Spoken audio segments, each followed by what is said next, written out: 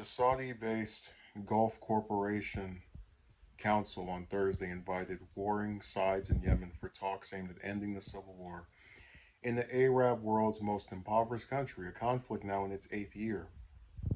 However, in Yemen's Iran-backed Houthi rebels have already rejected Riyadh, the Saudi capital where the GCC is headquartered, as venue for talks.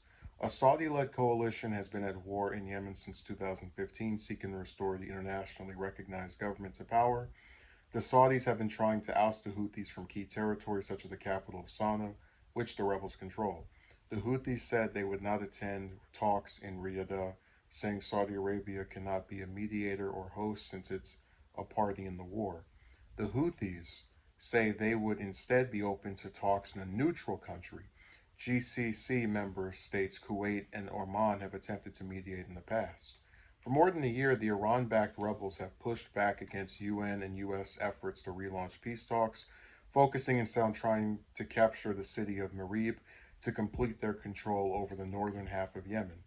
Their effort has resulted in significant losses for the Houthis as they battle Yemeni forces supported by Saudi air power and Emirati-backed fighters.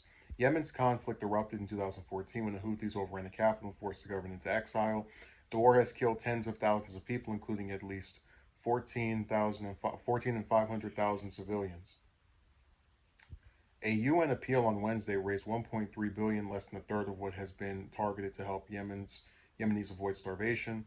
Some 161,000 people are likely to experience famine in Yemen in 2022.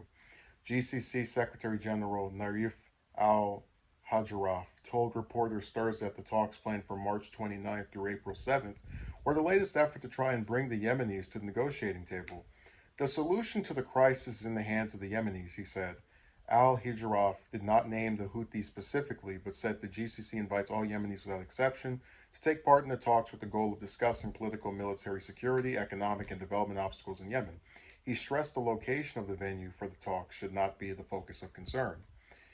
The Houthis had already said Wednesday, following reports by Reuters about the GCC effort, that they would not take part in talks in Saudi Arabia. Without the group at the table, it's unclear if any progress can be made.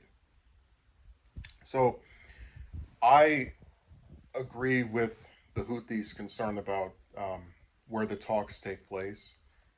If I'm part of a team of people who, let's face it, did kind of initiate Saudi Arabia's, starting of this conflict by getting rid of the the Saudi-supported government, right, overthrowing them, I would not feel safe, or I would either not feel safe that I was in Saudi Arabia. Again, if I'm speaking from the position of being a Houthi rebel, and I certainly wouldn't believe that such a venue would be the place where you would see neutral talks being attempted. Um, and it's just it's something that might seem minor, but you look at the venue. Like for example, I would be completely against, as an American, the U.S. hosting these talks because the U.S. has shown that it's pro-Saudi. From the fact that we, for a whole half a decade, supported Saudi Arabia in their effort to, bomb that country into the next dimension and kill all those innocent people. So, we're not anyone that used that. If Houthis and Yemen civilians actually want to see a neutral discussion, we shouldn't be the arbiters of a conversation either.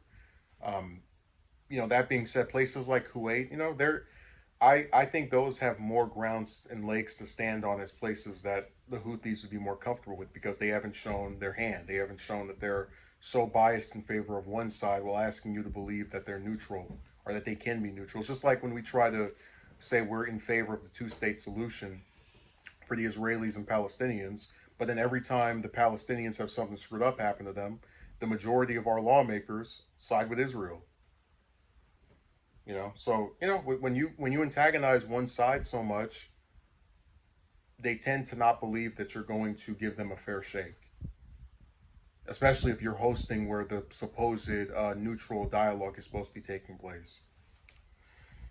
So I don't hold anything against the Houthis for this. I think if they truly want a peaceful or neutral solution, whatever, actually want to end this, They should just comply with the Houthis. Well, like, why is it so hard for literal world power governments and organizations to just say, all right, you want to go to another venue? All right, we'll go over to this country. We'll fly this group of people over here and we'll meet there and we'll have a talk about this. These are some of the most powerful people in the world, and they act like these very just simplistic demands are too tough.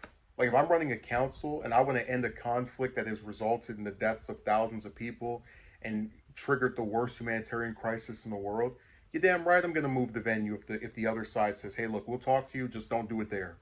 Because again, if I'm seriously concerned, again, if I'm actually in charge of this crap, of ending this conflict, and I'm not going to let a minor request like, hey, can we say this somewhere else, talk about this somewhere else, be the reason why we continue to bomb people year after year, or we continue to let that go unabated. So it's sad that they can't give in to something as simple as this.